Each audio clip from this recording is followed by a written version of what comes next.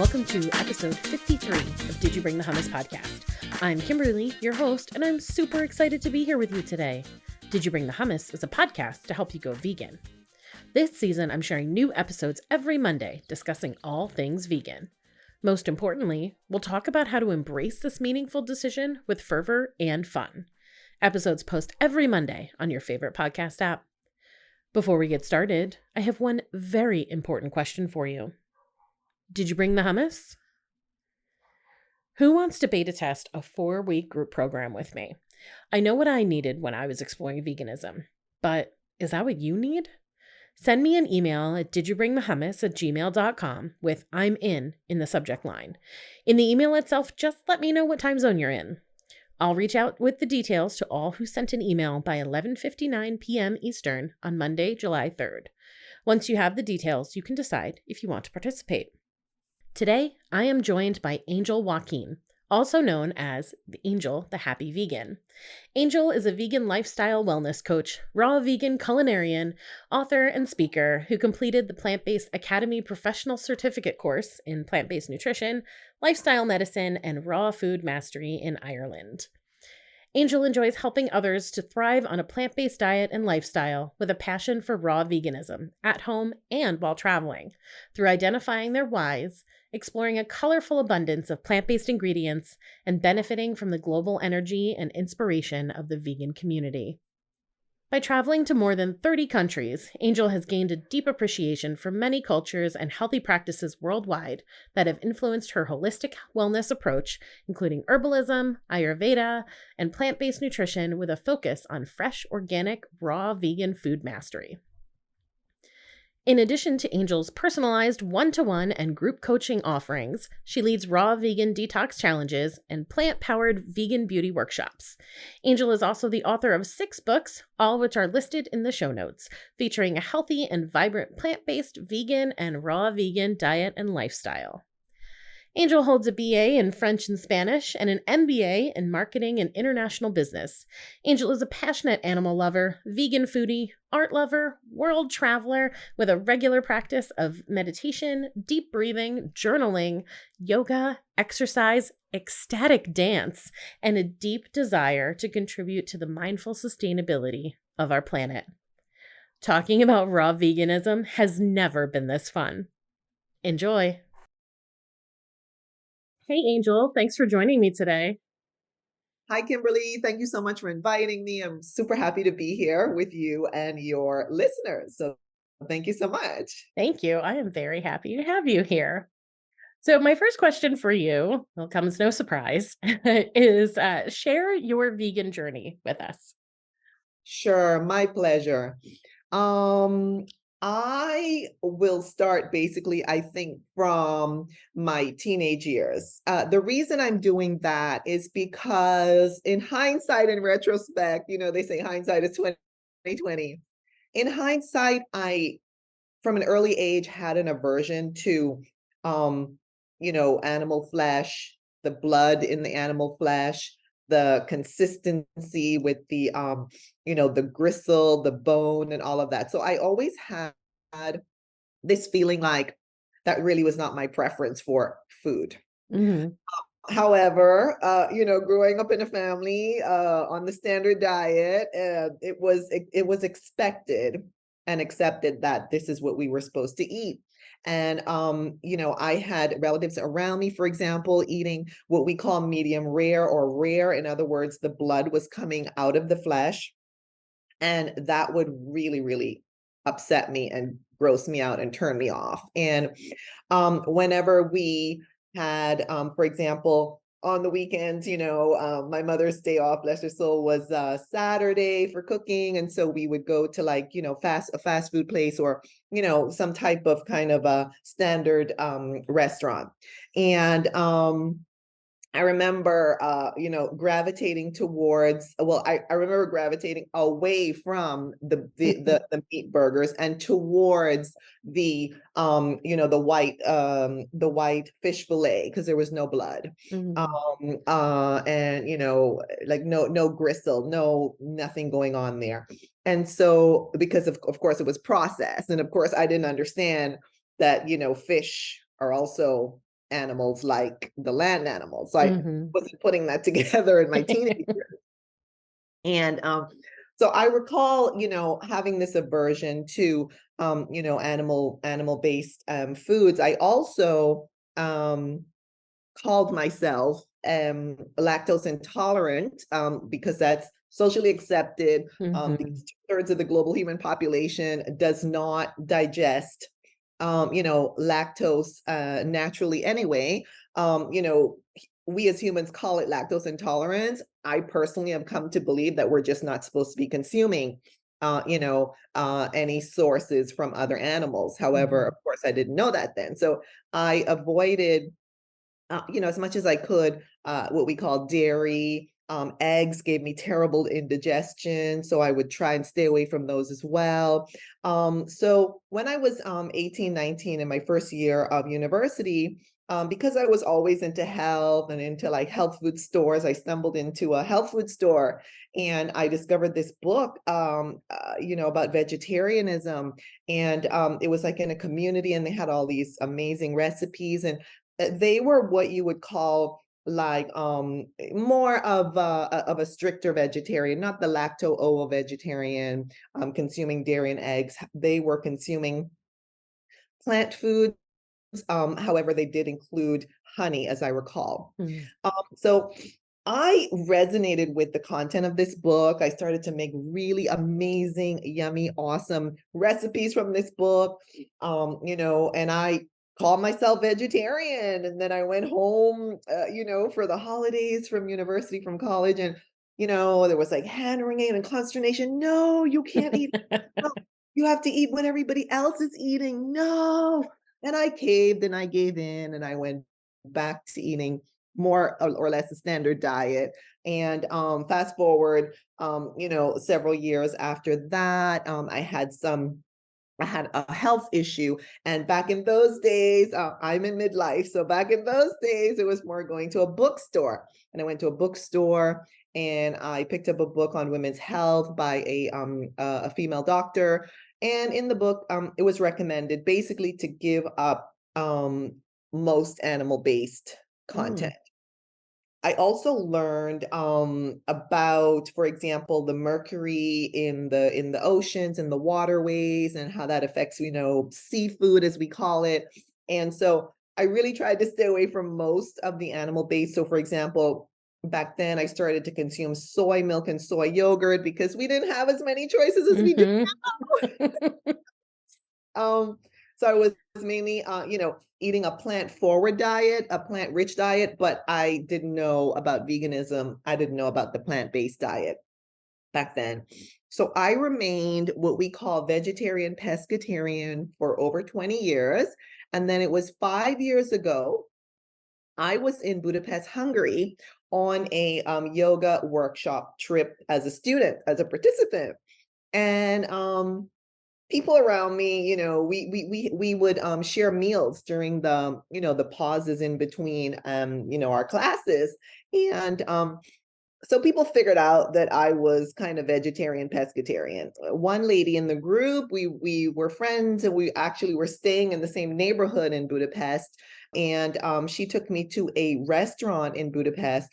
And I could not believe that I did not have to ask for no meat, no fish, no seafood, no dairy, no eggs. It was just all plant foods. It didn't register to me what was happening here. And I was thrilled. And the food was super yummy. Hungarian dishes made with plants, and I was blown away. And I said, I don't understand this. I have to figure this out because I was living in my own bubble, even though this was only 5 years ago. I was not the type of person to, surf the web and, really spend a lot of time on social media. So the whole plant-based conversation wasn't coming to me. The whole vegan conversation was not coming to me. Maybe it came to me and it just didn't resonate. I really couldn't tell you what happened. But once I discovered that there was a way to eat in a way that I thought was healthy, again, from a dietary perspective, not understanding the animal rights and ethical perspectives and elements, I just decided, oh my gosh, I have to figure this out. So I started to, search on the internet, vegan restaurants in Budapest. And I found another one. I was like, oh my gosh. So I went there and I had, a vegan burger and some other vegan dishes. And I was like, oh my gosh, this is it. This is for me. I have to do it. I have to Yeah. figure it out. Yeah. It was like, oh my gosh, I have to figure this out. So I just basically, just went deep diving down this whole new world. At the beginning, I thought that being vegan meant it was a diet, and so I started to call myself vegan. I started to identify as vegan, and then little by little, I discovered no, it's a lifestyle. It also includes, our products beyond the plate. It includes our skincare, clothing, furnishings, travel, transportation, etc. And so it has been a journey for me. And I just want to thank the person who took me to that, restaurant. She identified as vegetarian, by the way. I don't know what she identifies as now, but yeah, I'm just so grateful that she took me there. And I'm grateful to myself and to everybody else out there doing the work, that I was able to find more information and more resources about the vegan lifestyle. That's awesome. I love this story. I love it. I too spent a lot of time being vegetarian. I was never pescatarian. I didn't really eat fish when I was eating animals. So that was easy for me. Oh, no seafood? Seafood, right? No problem. My thing was I was stuck on cheese for a long time. So when I finally and I'd been aware of veganism, so it like I try not to be judgmental of myself because I'm not judgmental of others who are working through that. So I'm like, if I'm not going to give them a hard time, like I'm not going to give me a hard time. I knew about veganism, knew I wanted to be vegan, was just stuck on cheese, didn't know how to cook. I was dating, and we're going to talk about that in a minute. I was dating and was like, being told constantly how difficult it was to be out with me because I was vegetarian. And so to think like, well, if I take it the next step and go vegan, and this was in, like the early 2000s. So like you were saying, limited options, not like it is now. So so I was kind of trying to figure myself out. And at that point, like I wasn't ready, despite the fact that the animals needed me, I wasn't ready to be vegan. Now, married, husband's vegan, all good, tons of options, no issues. But you are actively dating, right? And so you're kind of you're living in this world trying to navigate how what's your approach to that? Yeah, well, first of all, I want to applaud you and your husband for, like being on the same page. That is so beautiful. It's Hashtag awesome. vegan, yes, hashtag vegan couple. And, you know, yes, I am currently single. And I have a strong preference for a vegan man. So I'm waiting for my vegan king to show up. And I am participating in some of the vegan singles groups on Facebook. So periodically, every X number of months, I'll like post my profile and and my photo, and get some guys inboxing me, etc. I've had some interesting conversations with guys all over the world. My last, shall we say, series of gentlemen was just about a month ago when I relaunched my profile. And so it's so interesting. I think that dating in the whole vegan world is a bit similar to dating in the regular world, but this is what I'm finding out. Just a few comments on this whole Yeah. experience from my perspective. What I'm finding out is, first of all, it's awesome that there's so many vegan groups all around the world. On another note, though, some of the people in the group only want to date people in their state or in their country. Mm. So they are not open to, trying to figure something out at the beginning. And then of course, if it goes further, then all the more beautiful it is. Mhm. So there's that. Some people really, really just want to like stick to whomever is close to them. I was chatting with a few gentlemen who had approached me, through Messenger on Facebook, since I'd posted on the Facebook groups. And, just like guys who are not vegan, sometimes it just fizzles out. Mhm. They stop writing me, or I kind of say to them, I really wish you the best. And I, really wish Yeah.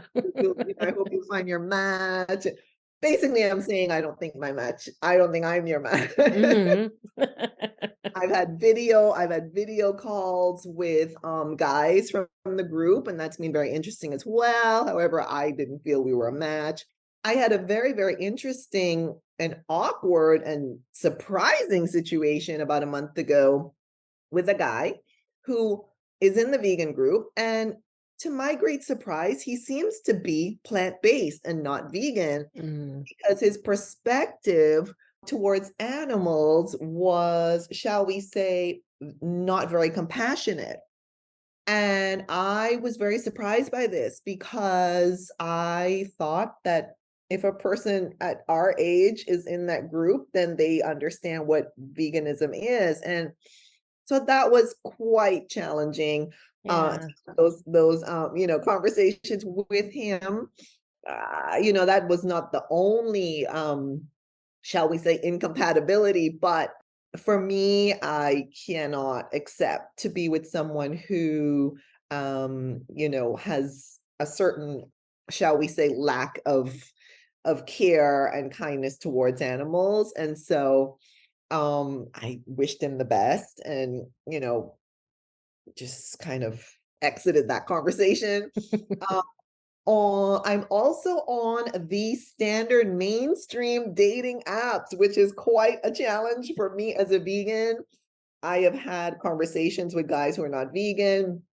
One guy said to me, in a chat back and forth, something like, well, he hunts, and Mm. and he thinks it's sustainable. And I just thought, no, I can't deal with this conversation either. Yeah. I had a guy who said he was kind of vegetarian, but he would like laugh about, eating animals, or Mm. that others were eating animals. Like, it was just very, it just wasn't, it just wasn't a match. Yeah. Basically, talk to guys who are, admittedly omnivores on the standard diet. And, for me, it's difficult because I don't want to be the type of person who's trying to impose my lifestyle onto anybody. So I just kind of go about my own life. And, they comment, and they say, wow, you're so happy. Wow.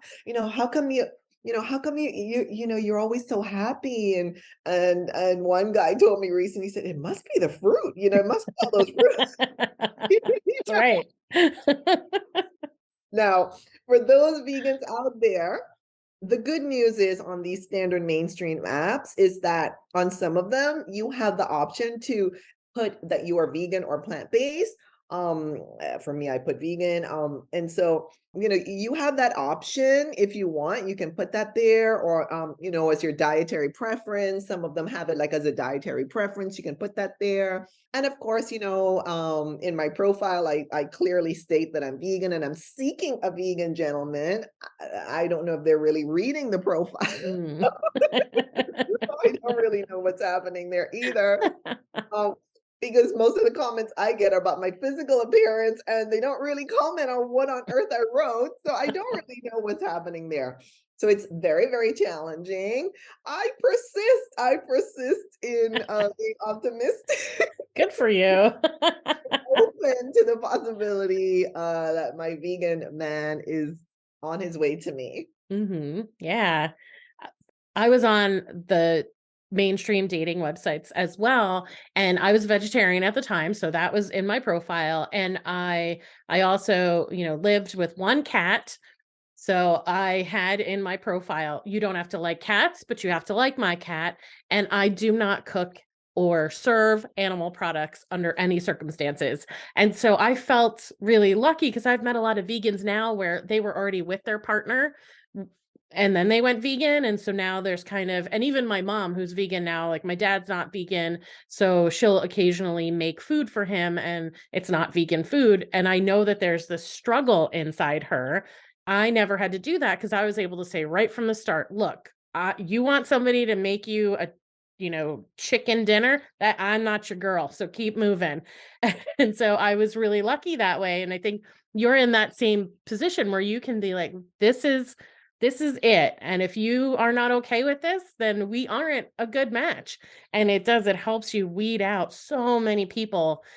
And then with my husband, he wasn't vegetarian or vegan when I met him, but we met at work. We became friends first. I actually had a boyfriend when he and I met. But we met and we became like instant best friends. And so he got to know me that way. And by the time we were dating, I didn't have to explain any of it. He was well aware. He had already kind of started learning from me. But I was planting those seeds without realizing it because when we first met, it wasn't like, "Hey, I think we might date." We met in a different circumstance. So, and now, he's vegan and he's been vegan for a few years now and it's so amazing. Yeah. So, yes, your vegan king is out there and maybe he's even listening to this podcast. So don't worry, you'll be able to contact Angel directly. All the info will be in the show notes. Yes, my DMs are open, as the young people say. That's So right. slide into my DMs by all means. Don't be shy. Don't be shy. I'm super soft. Don't be shy. I love it. So good. What are some tips that you might have for another vegan who is dating and just trying to navigate that world? Yes. Well, I think you alluded to it just now. I think we need to be very, very clear about our objectives, about our goals, about our compatibilities, our philosophies. For me, it's similar to if a person has a particular religious belief, a particular political belief, Mm. a particular life view or life vision, philosophy that's super important to them, and they want to honor that and respect that and find someone who's compatible with that, who's in alignment with that. If I were, in my 20s, I would maybe be more flexible, but being in midlife, I really just don't want to go through those awkward conversations. I'm the type of person, I don't really like conflict or debates anyway, to be honest with you. And so yeah, I would recommend you be very, very clear. I would recommend that you be clear with yourself first, and then you're clear Mhm. with everyone else, with the world. I would also recommend you join the Facebook singles groups, because there there are quite a few. They have for different age ranges, for example. There are like 4 or 5 of them out there on Facebook. You just type in vegan singles in your search bar on Facebook, and the whole list will come up. You can join them. Post your profile. I would recommend. Don't be shy. Post your profile. Um, you know, of course, protect your privacy, protect your own safety, and not give out like detailed information to total strangers. But I would recommend that you open yourself up to texting back and forth through Facebook Messenger. I would recommend you hop on some video calls through Facebook Messenger and see Mm, each other remotely, and yeah. kind of tap into each other's energy, and kind of, just talk about, the important elements for you. Some people call them deal breakers, some people call them must-haves, etc. So I would recommend that. And then if you're on the, I guess on the mainstream apps, put in your profile exactly what you want. You want a vegan person, you are vegan, use those little interest buttons that they have Mm. there, those little filters. I haven't found any dating apps that allow you to actually filter on Ah, foods only or plant-based only, as you're able to filter on age, or what else can you filter on? Height. wow. Yeah, But yeah, yeah. not dietary preference or Right. lifestyle. Right, Okay. right. So I really, really, really, really wish that they would come up with those filters. Yeah. That would help a lot. There are also some strictly vegan and vegetarian dating apps out there, such as Vegly, Grazer. I love that. What a Yeah. great name that is. Yeah, Grace. yeah, yeah, yeah, yeah. There's also one called Veg Pal, which is for friends and dating. Mm, And there is Veggie Connection for friends and dating as well. I think it's, let's see, is it Veggie Connection? I believe it is. And I've met some, guys through there as well. Yes, Veggie Connection. So for friends and dating. So if you want to kind of narrow the scope a bit, then maybe you could check out Veggie Connection or Vegly or Grazer or Veg Pal. There may be others out there, I'm not sure. But yeah. And then of course, I guess just be open, maybe if you frequent some vegan restaurants or establishments, and so you may be more likely to meet and encounter some other vegans hmm who are also single, maybe, I don't know. So that may be an idea. And then of course there's some, vegan meetups. You can go to those either in person or virtually, or set up your own meetup if if you have that kind of personality and that kind of energy, and you want to set up your own meetups, you can just set up your own meetups, and you can even make it for vegan singles if you want. And then Yeah. that way you get the, I guess people who are interested also in meeting others. So those would be my main tips. Okay, cute. So let's talk a little more about you, Angel, and what you do. Your focus right now, I believe, is raw vegan, right? Yes. Tell me, I got a few questions. Sure. What is raw vegan? What made you want to be a raw vegan? And what kind of food do you eat as a raw vegan? Awesome, awesome, awesome. All very, very interesting and appropriate questions.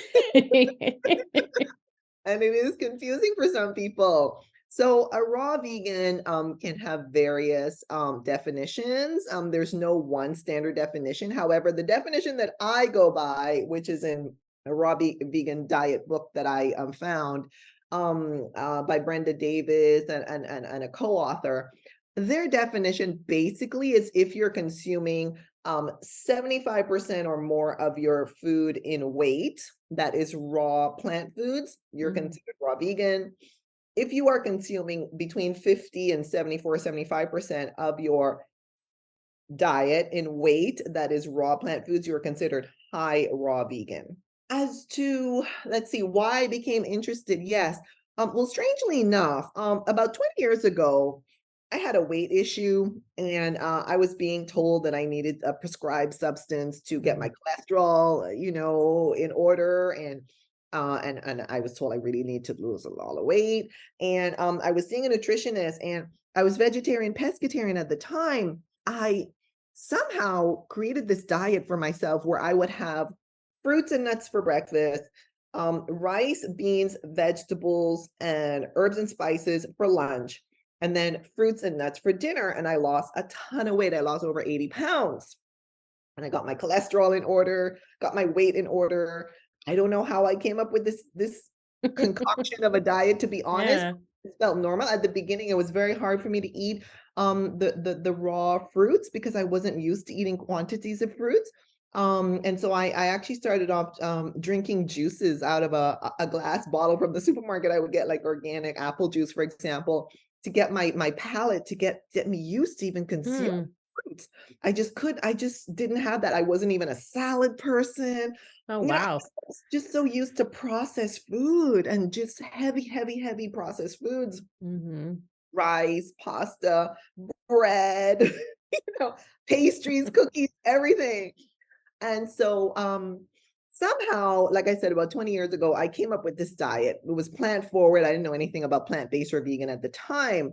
Then about in 20 so I became vegan in 2018 when I was on my trip, kind of as a result of my trip over to Hungary in Budapest. And then in 2019, so about a year and a quarter into my vegan journey, I I don't know what it was, but I guess I was like just kind of having a craving for something more, because I started off Mm, as a junk food vegan. So I was eating lots of, vegan burgers and French fries and pastries and cookies. If it said vegan, I was like, yes, please, ma'am. Yep. Those possibly too. I was One, so, please. yeah, I was so thrilled that there was even, there was even a vegan option when I was Mhm. out. I was just elated, just so excited and happy. And so I don't know what it was. Like I said, fast forward to 2019, and I guess I was just like, a little bit like searching for more energetically. And all of a sudden I just started to see YouTube videos of raw vegans. Mm. And 2, 3, 4, I guess, different raw vegans came into my sphere, and I just kind of started to dive deep with them and look at what they were doing. I was like, well, yeah, I mean, they're eating raw fruits and vegetables and nuts and seeds. I could do this. I used to do this before. I could do this. I just told myself, yep, this is what I want to do. I just want to do it. So I just kind of jumped right in. That's how I am. I just jump right in at the deep. Yeah. I don't even know what I'm doing half the time. I'm just like, just like floundering around, just trying to find my way. Yeah, I started to, obviously study, what on earth were these raw vegans eating and doing and why and what. And I discovered that basically the key motivation behind a lot of raw vegan eating is to preserve the nutrients in the food, because when we cook the foods, we are destroying some of the nutrients. Mm. And, there's a debate as to whether we're destroying some of the enzymes in the foods. And so I just decided, yeah, I guess that makes sense, and yeah, I mean, when we cook food, for example, we are getting a different flavor. It changes the flavor, it changes the consistency, the Mhm. texture, it changes the color, it changes the aroma. So it Yeah. changes the food when we cook it. So I thought, yeah, this sounds normal. This sounds acceptable to me. So why not? I'm just gonna do it.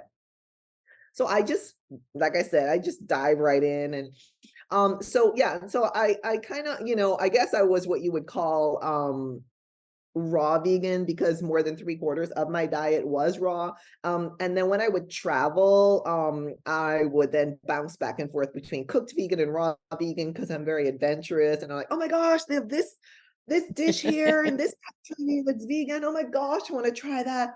But I would still gravitate to the raw vegan options. I started to like buy fresh pressed juices, for example, when I was traveling. So those would be raw, like, they would keep me hydrated and get my nutrients in. I would find like salad bars and smoothie places, and Mm. so I could get a lot of raw foods. And of course, when I was at home or traveling, I would, mainly eat a lot of fruits. So fast forward, I guess, to like nowadays, if you will. So I am, yeah, basically, I would say 90 something percent raw, maybe 95% raw. Um, Wow. yeah, periodically I'll have a cooked meal, but I don't, I feel like it makes me feel more sluggish. It slows Mm. down my digestion a little bit. And so yeah, it makes me a little bit more lethargic. So I prefer to just stick with my raw foods. I eat a lot of, fresh raw fruits, a sprinkling of seeds, nuts for me are a slippery slope, because I love nuts so much and I have to be careful how many I'm going to be It's eating. so good. I know. Oh, and of course, vegetables, like, I'll make like raw tacos with like lettuce leaves, like the romaine leaves, and then I'll just, fill them with some type of dip or spread, some type of, fruit, and or I'll just, like eat like I have a bag of carrots and I'll just like, in the evenings I'll just like snack on those. Maybe eat some whole fruits. Like last night I, my kind of evening meal was a couple of huge carrots and an apple and some leftover smoothie, because I made such a huge batch of smoothies. And anybody who follows me on social media can see I'm in love with smoothies. And so I I just have like just a huge batch of smoothies going throughout the day and the evening. And so I'll just, sip on those as well. And my smoothies are basically meals, because they have the fruits, the vegetables, and the herbs and spices in them. And so, and then for my, for the fat component of like seeds, like flax seeds, hemp seeds, chia seeds, I will make that more for the evening time, and Mm. make like a dip or a spread for the evening time. And so yeah, I feel my best on raw, to be honest, and I really love it. Yeah. You're kind of selling me on it. Not that I feel like you're selling me on it. I don't mean it that way, but you are so vibrant. I love your energy. And it's funny because, when I think about the foods I love, they're like cooked foods. I mean, I love fresh fruit and I love a lot of raw vegetables, but not all of them. Yeah. And so when, I'm looking at let's say looking at your videos, your photos, your handle, the happy vegan, and I was like, no raw vegan can be happy. I But am. you're living proof that you can. I am. I think, it's supposedly a fact that raw plant foods have the highest vibration, the highest frequency. There is a scale of of metrics, and I think they're called angstroms. And Mm, if you look at the scale, you will see that the raw fruits and vegetables are at the very, very top, and the cooked animal base is at the very, very bottom. yeah, that makes a lot of sense to me. Yes, yes. Yeah. Mhm. Because there's no energy, there's no life force left in the cooked animal based at the Right. bottom of the scale, which to me is an indication that that's not the optimal diet for humans. And the animals in the wild who eat other animals, they are consuming them raw. Mhm. So there is still what one might consider some type of life force in those foods. But again, I'm not, going to talk about that anymore. Right. However, it's for a comparison is really my point of the raw plant foods. And then of course the cooked plant foods, of course, it depends how they're cooked. I guess if they're steamed or boiled, then you will keep more life and more energy in those foods. But then of course, if we're like deep frying them or grilling them Mhm. or something like that, then of course, we're really dehydrating them. And I think it's the hydration too. Um, Mm, and the fiber that really, really make a big difference. I know in my experience. By eating the raw versions, you're keeping that hydration and you're keeping that fiber, which are, two very, very important elements. And I want to make a comment on what you said because I also was very limited in what I was eating, mm, even as a plant-based eater when I first started, on my vegan journey.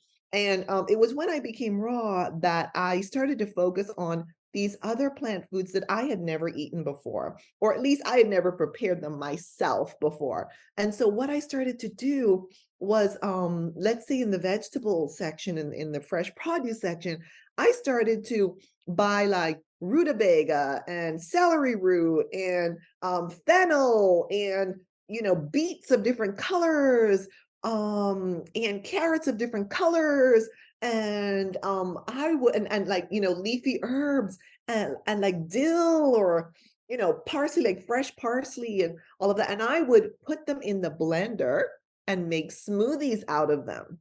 hmm, And I would combine the savory grounding vegetables like the celery root or the rutabaga or the parsnips or the turnips, the radishes.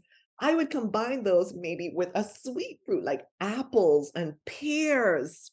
hmm, And that way, well, I love sweet and savory anyway. And that way I could cover up some of the, shall we say, less familiar flavors in those other vegetables, but I was still getting the nutrients. I was still getting all of the energy of those foods. And so that has been the way that I have handled these unfamiliar foods that, you know, like I would not pick up, a celery root or, I don't know, rutabaga or parsnip or a turnip, and just eat it like that. mhm, Although what I do is even when I buy them before I put them in the blender, and make these, concoctions of smoothies or spreads or dips. What I do though is I do love to taste the actual raw plants. So Mm-hmm. example, even when I'm like, taking the skin off of beets, for example, I will eat a little piece of the beets just to see how it tastes like on its own. Or Mm, radishes, I'll eat them by themselves just to see how they taste on their own. Or yeah. parsnips, even I will just eat them on their own. Fennel, I'll just eat a little piece on its own. Bok choy, like that. I'll just eat a little piece. And what's been such a revelation to me is even like the flavors, like some of these foods, like they smell and taste like perfume, like they have so much aroma going on. Mm-hmm. So it has been a journey for me, and it's a journey that's allowed me to explore different foods, and I look at it as an experience and a journey of abundance. Mm, It's like an adventure. I don't really see it as a limiting experience of scarcity, like, oh my gosh, I only have, oh my gosh, this is such a boring diet or a boring lifestyle. No, I see it really as a very abundant and beautiful lifestyle of variety. yeah. Oh, wow. I'm thinking about I'm so inspired, by the way. But I was just thinking about my husband and I used to frequent a farmer's market before we got married. We lived in an apartment in a different town, and there was this farmer's market that was great. And there was one organic farmer. His son was always with him, and his son was like 15. And there's one day, we still talk about it to this day. There was one day where the 15-year-old, it was kind of slow. So he's just kind of hanging out, setting things up. And in one hand, he has a head of romaine lettuce, and he's just taking bites out of it. And the two of us stood there and watched him for a second, and we still to this day are like, I want so badly to be the person who picks up a head of romaine lettuce and just bites into it and is so happy to have that snack. Yep, that's what I was thinking. That is you. That's me. I actually eat romaine by itself. Ah. In addition to, of course, using it as my like taco shell, to put in Mhm. my raw tacos. Or today, actually, I just made a concoction of a head of romaine lettuce, almost the full head because I had filled up the blender with so many other ingredients, but almost a one full head of romaine, and then a grapefruit and some apples, and then a bunch of herbs and spices and water and a lemon because I love lemon too. And Mm. I put all that in there, and it's a concoction of in and of itself. But I love munching on lettuce just by itself too, to be honest. Mm. So tell me about, like, you can even use today as an example or not, whatever you want. Like, walk us through what you eat in a day and what that looks like. Yes, yes, yes. So in the morning, my preference is to have a smoothie of some sort. So like this morning, my smoothie consisted of apples, a bunch of herbs and spices, some matcha powder, Mm. and water. So my base is usually water. And then I just put a bunch of fruits and herbs and spices in there. And in the mornings, I like matcha tea, the powdered tea. I put that in there, and I make like the full blender is just so the blender is full, so, and I just pour those into mason jars and sip on those, and I'm kind of going about my morning and all of that. Um, and then, um, for lunch, I actually went I ate out, and I had raw I had two raw because the sizes of the bowls are not that huge. So I had two raw vegan salads. So it's on a bed of spring mix, Mhm. the different little tender leafy greens. And then on top of that, there are sprouts, sunflower seeds. I got a side of guacamole with za'atar with the little Mm. spices on top of it. Yeah.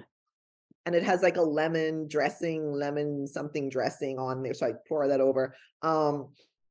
Oh, and then carrots and beets, spiralized, so raw. I had it's called a no bake cookie. I can't be sure it's totally raw, but Mhm. I know it wasn't like in the oven kind of. Yeah. Um, and so that has like, sweet fruits like I think it's cranberry and currants and sunflower seeds and almonds and chocolate.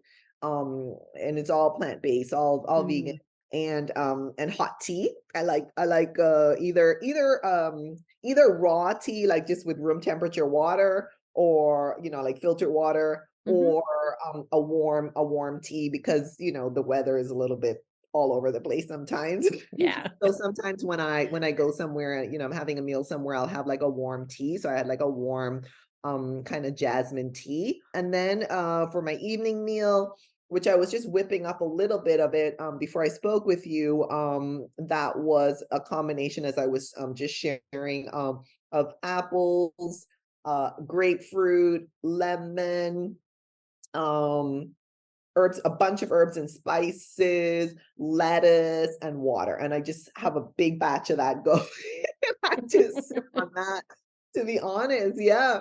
So that's pretty much what I eat. That's what I'm eating today. Later on, I may snap on some, carrots, because I find in the evenings I like very grounding foods. Mm, Um, I don't eat as many fruits in the evenings, because the fruits, have such a high vibration, high energy, high vibe, yeah. that high frequency, that natural sugar that we need, Mhm. from head to toe. And however, in the evenings, I will have some fruit. However, I also gravitate more towards like the leafy greens, like the lettuce and carrots, for example. Like those are very grounding.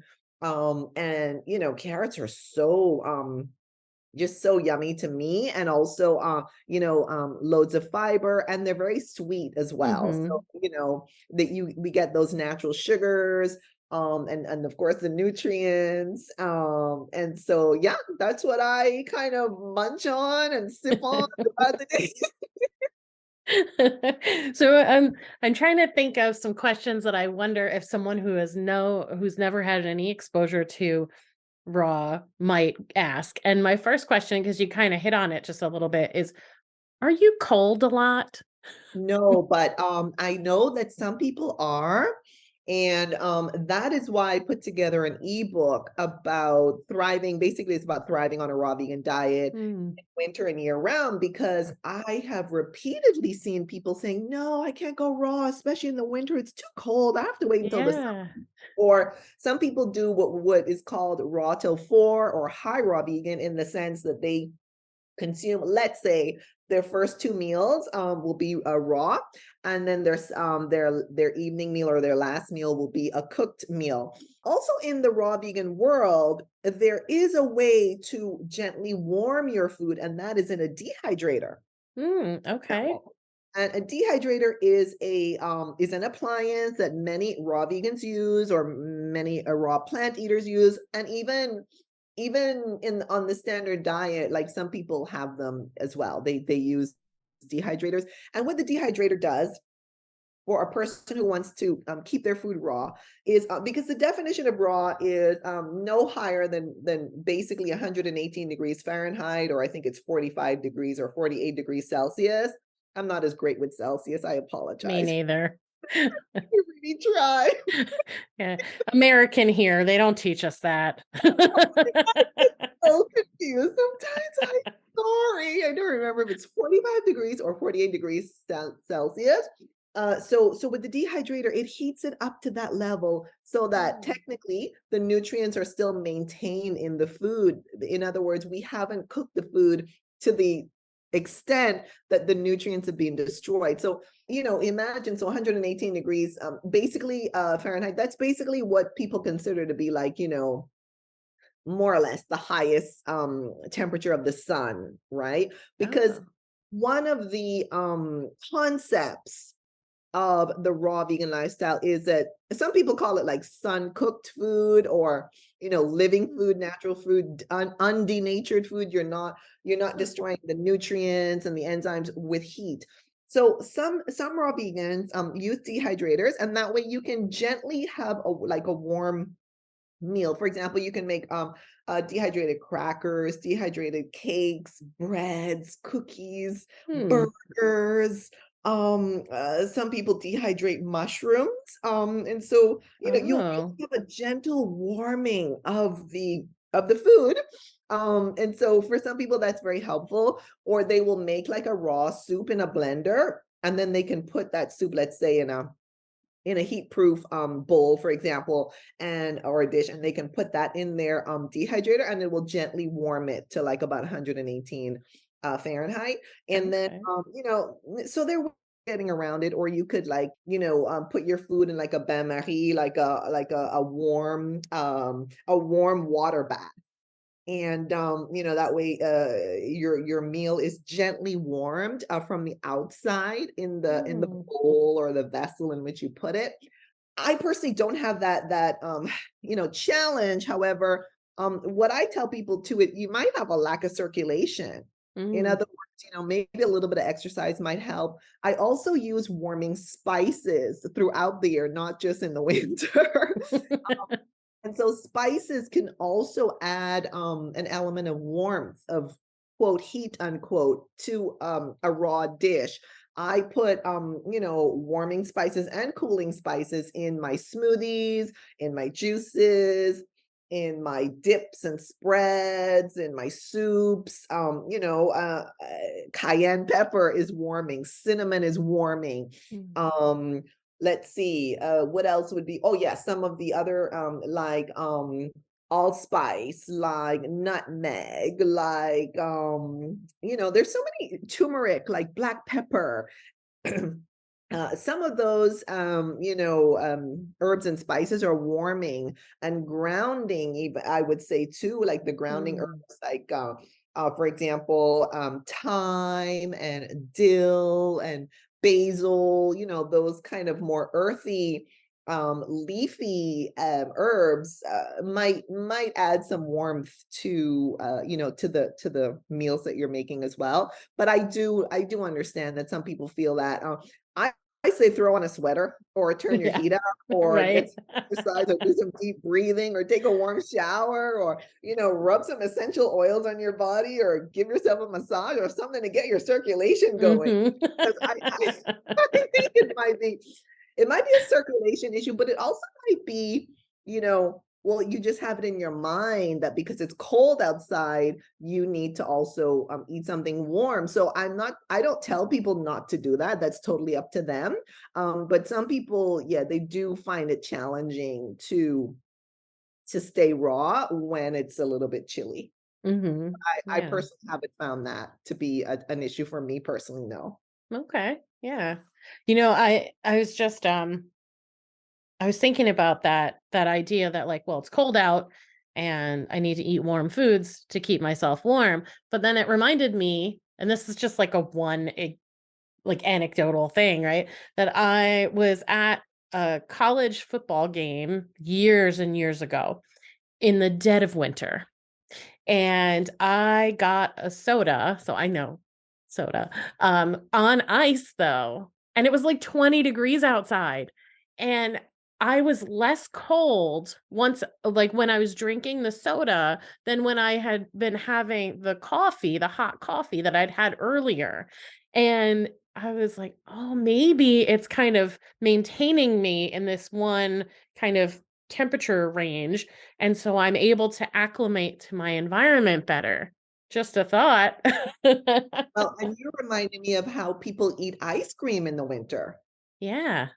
And, I spent quite a bit of time in Spain, and in Spain, they like to drink hot coffee in the summer. It's like, "But isn't it hot?" No, no, no, Right. they like to drink hot coffee. I mean, they're also famous for their raw chilled soup, gazpacho, so they have that going for as well. Right. Yeah, it's very interesting, that whole yeah, because I think of the whole ice cream situation too. A lot of people eat ice cream in the winter, and they're super fine with it. Right. But then they'd be like, "Oh, I can't be raw because 'cause I'll be cold." Like, "Well, okay, but you're having ice cream and it's 19 degrees outside, but whatever." Yeah, yeah, that's a very good point you're making. So one of the things that you do, so tell me about like what you do for work, because I know that you run some challenges around raw vegan and things like that. So tell the listeners like what you do and how they can work with you. Yeah, sure. Thank you. Yeah. So I love coaching the world to thrive on plants if they want to go whole food plant-based vegan, junk food vegan, raw vegan, somewhere in between. I just love coaching people along their journey wherever they are. If they want to go plant forward, plant slant, plant rich, plant based, vegan, raw vegan.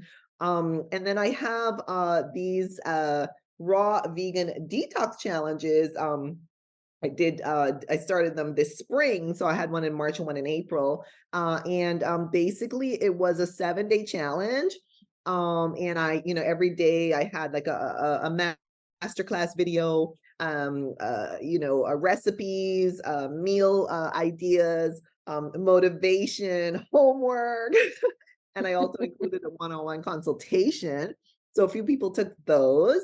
And then I have a plant-based vegan beauty workshop. So if anyone is interested, I can do that one-on-one or in a group, however you wish. You can find that information on my website, angelthehappyvegan.com.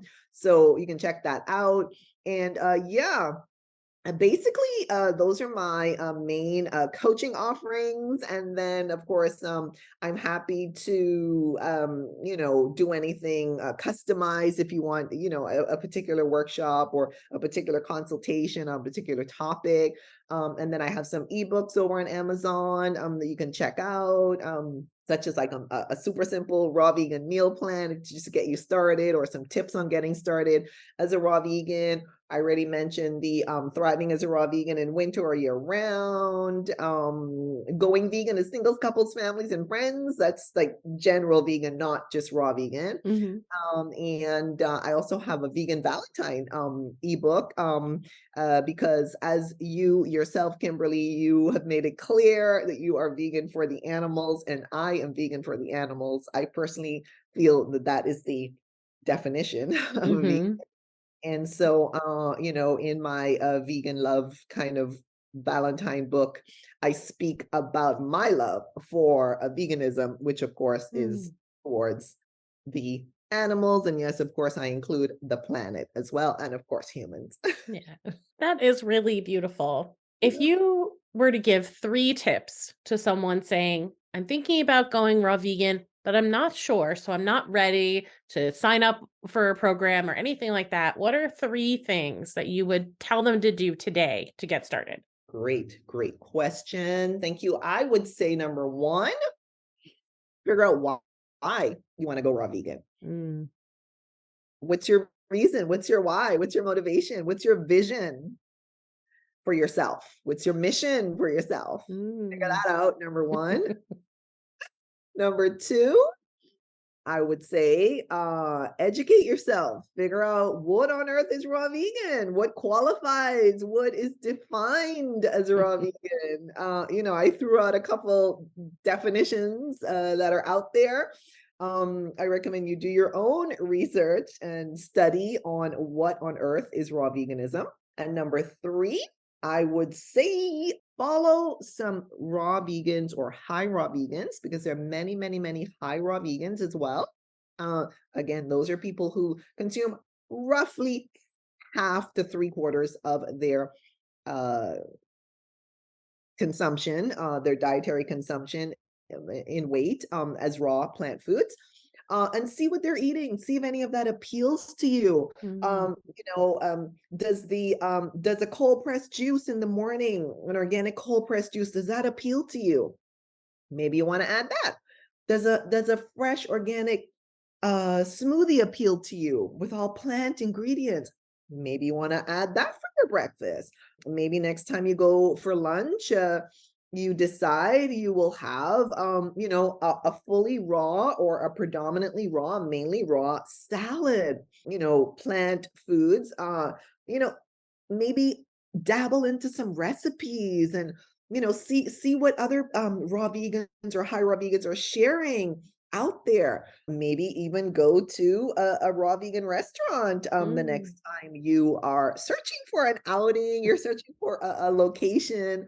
You can look on places like Happy Cow and A Billion, or you can just search on the internet just how you find your local's place, pizza or whatever kind of cuisine you're interested in. And you put that in your search bar, you can put raw vegan in your search bar and see what comes up there. So I probably gave more than three. I apologize.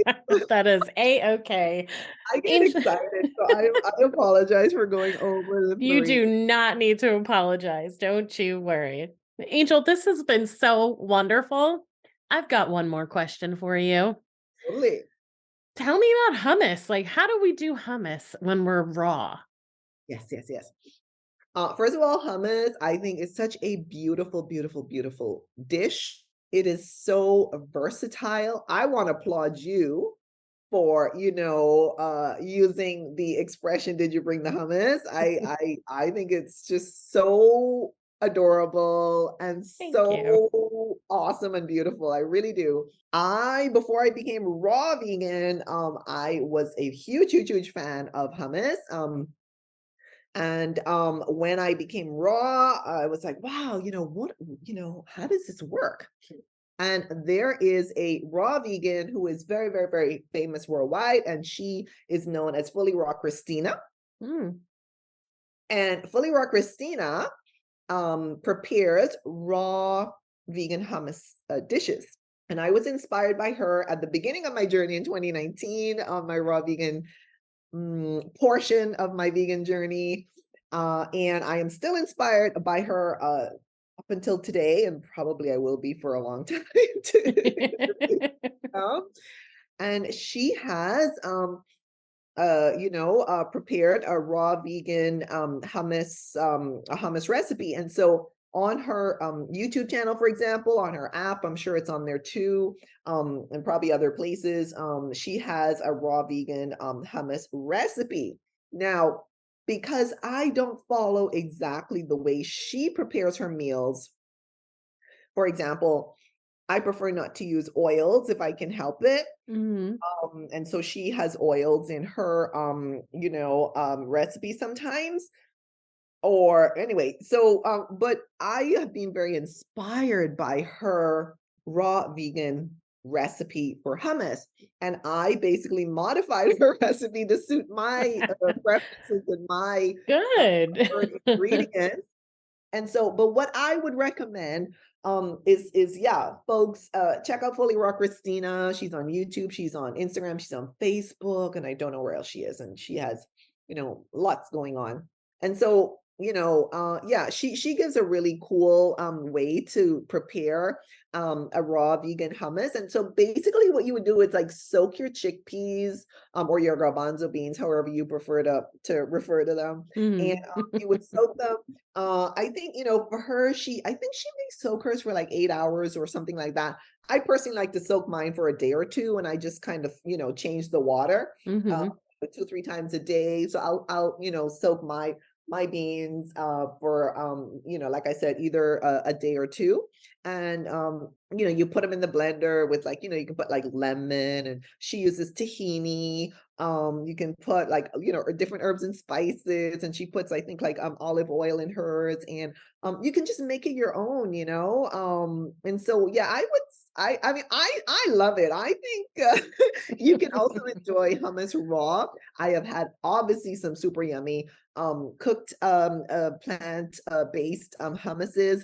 I recall having one in Madrid that was with beets, and so the color was beautiful. Oh, I bet. Yeah, yeah, Mm. yeah, and it was super yummy. And but yeah, I think we can just make the hummus our own, and you would be the expert on this topic, not myself. I'm not the expert on this topic. But even my dips and hummuses and spreads, I will add tons of herbs and spices. You can even add, like, if you want to add superfoods to them, like like wheatgrass, if you want to like just add some, some Mm. like a green color to it, and also get the nutrients from the wheatgrass maybe. You can add, like I said, tons of herbs and spices. spices. Yeah, and if you don't want to use tahini or sunflower seeds, you could use like flax seeds. I love using flax seeds in my dips and spreads as well. So there's so many different ways you can do it. I even put fruit in my dips and spreads. I will put like even apple along with, let's say, because I like sweet and savory. So Yeah. I like to put like apple, for example, along, let's say if I'm doing a raw hummus with chickpeas or garbanzo beans, or maybe just doing a dip or a spread, not necessarily with beans or peas in them, but I'll just, put like fruit and a little bit of water, and herbs and spices, and then the flaxseed or even chia seeds or hemp seeds, and you just blend it up, and it'll make like a really nice dip. Ah, okay. So creative. I love the creativity. I love it. I love it. Angel, thank you so, so much for joining me tonight. I cannot wait for everyone to hear this. And all of the links, as always, will be in the show notes. So they'll be able to connect with you. They'll be able to check out your books and purchase them. And also Raw Christina. So I'm sure she'll be thankful for that plug. Just yeah, thank you. So inspirational. I really am so grateful you were here. Well, thank you, Kimberly, again for inviting me. And I want to just, thank your community for listening in and tuning in and for supporting you, Kimberly, on all of your good work and, just spreading this beautiful philosophy around the world. And thank you so much for inviting me. It's been my huge pleasure and honor to chat with you today. So thank you. Yeah. Welcome back. Angel's energy and excitement is so infectious, I wound up snacking on carrots while editing this episode, which meant a good amount of pausing because I could not hear over the crunching. Check out the show notes for Angel's tips that she provided both on dating and raw veganism, written out so you can take a screenshot and take it with you. To connect with Angel, visit her website, angelthehappyvegan.com. You can find all of her books on Amazon, link included in the show notes. You can subscribe to Angel's YouTube channel at Angel the Happy Vegan and follow her vegan journey on Instagram at Angel the Happy Vegan. As always, links to connect with Angel will be in the show notes. I hope you found this episode helpful and inspiring. Please subscribe to the podcast so you never miss an episode. And if you're loving it, please give Did You Bring the Hummus a 5-star rating and leave a review. It's an easy way to keep supporting the show. Be sure to share these episodes with your friends. If you're finding something good here, they will too. Follow me on Facebook and Instagram at Did You Bring the Hummus, and visit my website, didyouBringTheHummus.com, for more information about me, updates on what I'm working on, new podcast episodes, and all things vegan. Finally, I would love to hear from you. What do you need help with? Is there a topic you want to hear covered on a future episode? DM me on Instagram or send me an email, didyouBringTheHummus@gmail.com. Thanks for listening.